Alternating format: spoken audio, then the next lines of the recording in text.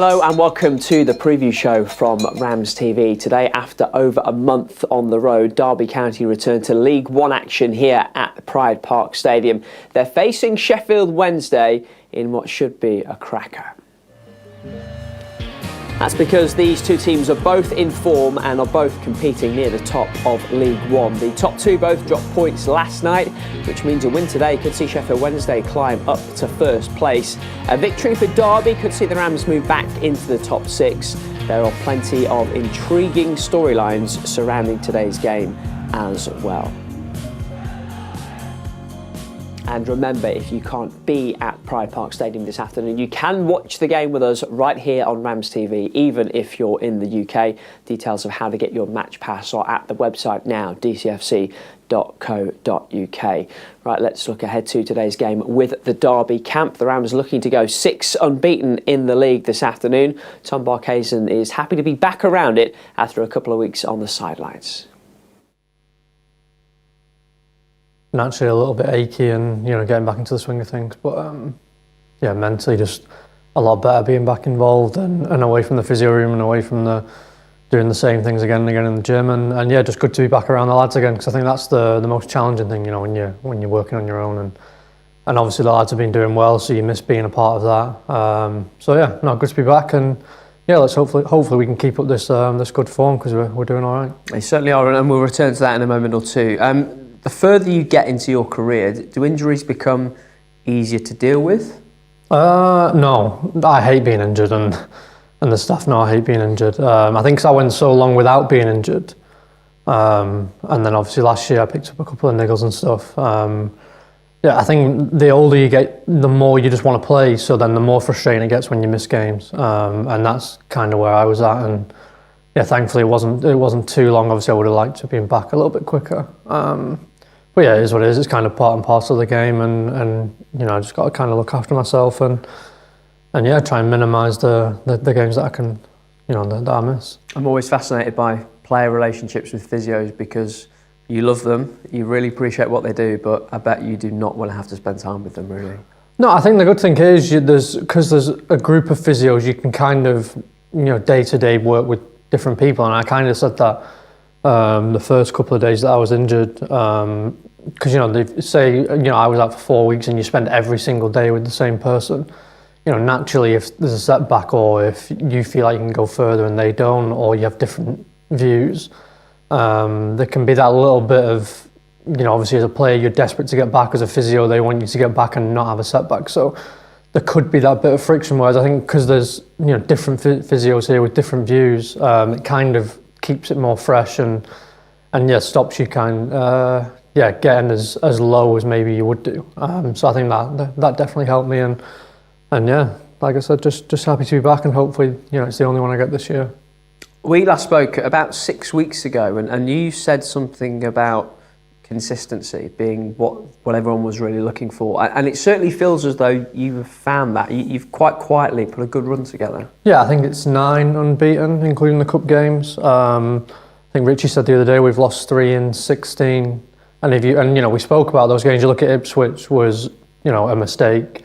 One of them was the Papa John's, but we're doing all right. Obviously we'd like to turn a couple of the draws into wins, and they're probably the games that will define you at the end of the season. So if we can go another 9 games unbeaten, you'd like to be able to turn a couple of the draws into wins and put yourself right in the mix. And I think at this point now you kind of want to start breaking away from a pack. Kind of solidify yourself in as a top 6 team, and then see what you can do. The league's really tight, as we all knew it would be. But I think if you could get that little bit of breathing space and solidify ourselves in the top 6, then who knows what we could do. Everyone's going to go through a sticky spell. Let's try and stay in and around it, and then push on.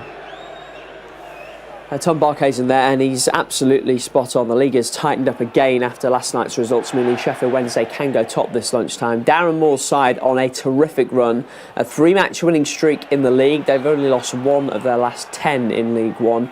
and in fact have only lost 3 times in the league all season. Mark McGuinness got their only goal in their last league outing. That was a 1-0 win at Shrewsbury a fortnight ago.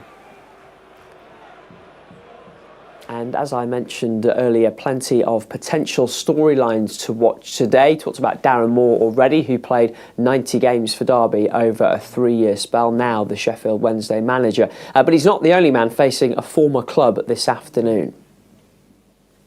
I could talk about Nathaniel Mendez-Lang, who spent a year at Hillsborough, but the other man who swapped blue and white for black and white a few months ago is Joe Wildsmith. Derby's goalkeeper has been outstanding since arriving at Pride Park. He came through the academy at Sheffield Wednesday, played 88 games across 9 pro seasons for the Owls. I'm sure today will be an emotional one for him. And there is a lot happening at Pride Park Stadium this afternoon, even away from the football. We're welcoming our friends from the MSPCC to Pride Park for the first time since they became our front of shirt partner last month. And the Community Trust are accepting your food donations at Harrison's Hub ahead of kick-off as well. The club and the Trust are once again supporting the Derby Food for Thought Alliance this winter. The Hub has been accepting food parcels for a couple of days already, and Derby head coach Paul Warne popped down on Thursday to show his support and talk to us ahead of today's game.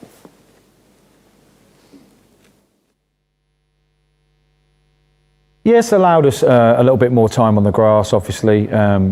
Today, when I'm doing this with you, it's a Thursday. We've done a lot more shape play than we normally do. We normally do it on a Friday, but because of the early kick-off Saturday, we'll train a little bit lighter tomorrow. We've been able to do quite a bit with them individually and collectively on Tuesday. So, yeah, it just feels a bit more normal. It's been absolute chaos since we've been in the building. It feels like we've had a game virtually every second, third day. So just to have a bit of normality this month and allows us to attack the month in the best prepared way we can. It doesn't guarantee success, but it gives you a better opportunity to perform at a level to get success. So, yeah, it takes us into the game Saturday. Looking forward to it.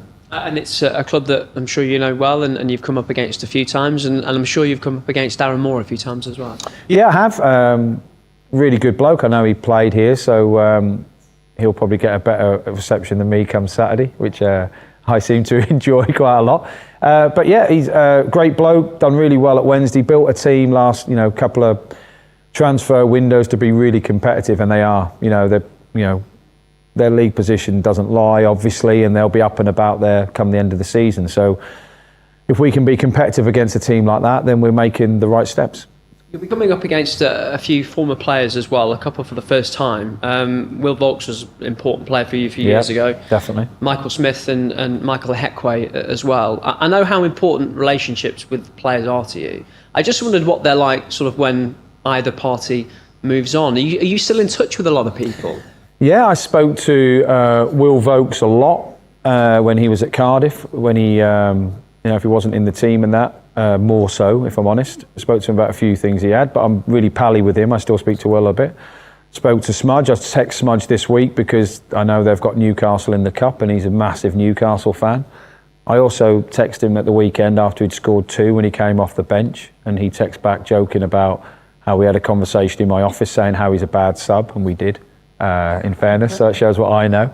I haven't spoken to Icky as much. I have texted him a couple of times, wish him all the best, but it is strange because they go from being like your boys to suddenly not your boys, but you still want them to do well, and I do want them to do well. They've been brilliant for me in my career and our career as coaches, but they're brilliant humans, but not so well against us come at the weekend. But any other weekend, I want them to do well.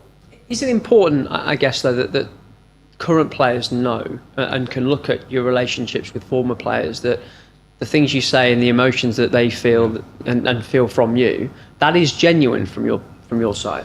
Yeah, I hope so. I mean, I know that when we came into the club, the dressing room would have definitely done their research. They'd have all fired texts out. And I'm not saying every player I've ever managed thinks I'm the best one ever. I don't expect that. But I like to think that they would say that I'm genuine, if nothing else. So I'd like to think that the players, we're building a relationship with the players now, and they know that we have their backs, they know we respect them, and they know we're there for them. And that's all we can do as football coaches, and we're just trying to get the best out of them. So, yeah, I think it is good if they see that, what we've done in the past. So, for example, if I was a player and I knew a manager came in, I would text a player I knew played with him, and if they went, he's all right, but the assistant's a whopper, or vice versa, I'd think, or they might turn around and go, look, he's just a liar, or they might turn around and say, look, he's probably the best manager you'll play for. And it does have an effect on you. So, I'd like to think that everyone we've managed as a coaching staff would be, don't have to agree with everything we do, quite obviously, but respect everything we do. So I think, that's a good question. I think it is important to me, and it is important to me that I have relationships in my life, in and out of football, that are important, and I like to keep alive. And with players I've had relationships with, I keep very open. And how much are you and your group looking forward to having a home game on Saturday? Yeah, it'd be nice. I mean, in fairness, I drove from the training ground to get here and I got lost. I went round the roundabout twice. I took the wrong turning, which wasn't good. So I haven't been down here that many times. And we were joking that our home form, since we've been here, hasn't been amazing. But we've only played 3, so it's hard to judge. But yeah, it'd be nice to come for a home game. It's nice, selfishly, it's nice for my family to come and watch us manage at this football club, and it's still a little bit surreal. So, no, really looking forward to the game, and it isn't going to take much to get the players up for Saturday because they know the importance of it, but I think it will feel like a playoff game, and hopefully it will live up to it. Best of luck. Thanks, mate. Thank you. There is Paul Warne looking ahead to today's game. The League One schedule has been split over a couple of days this weekend. 6 games last night. The biggest surprise, leaders Plymouth losing 2-0 at home to Port Vale. Ipswich were held by Fleetwood. Bolton and Peterborough dropped points too. 5 more matches today. Just the one 3 o'clock game as Accrington Stanley host Oxford United. And that's all from the preview show. Remember, if you can't be at Pride Park Stadium today to watch Derby County against Sheffield Wednesday, you can watch with us on RamsTV instead. Head to dcfc.co.uk to get your match pass. Now Matchday Live is with you from midday. I'll see you then. Goodbye. To organise the 2022 FIFA World Cup is Qatar. In a world more divided than ever, nothing brings us together like the beautiful game.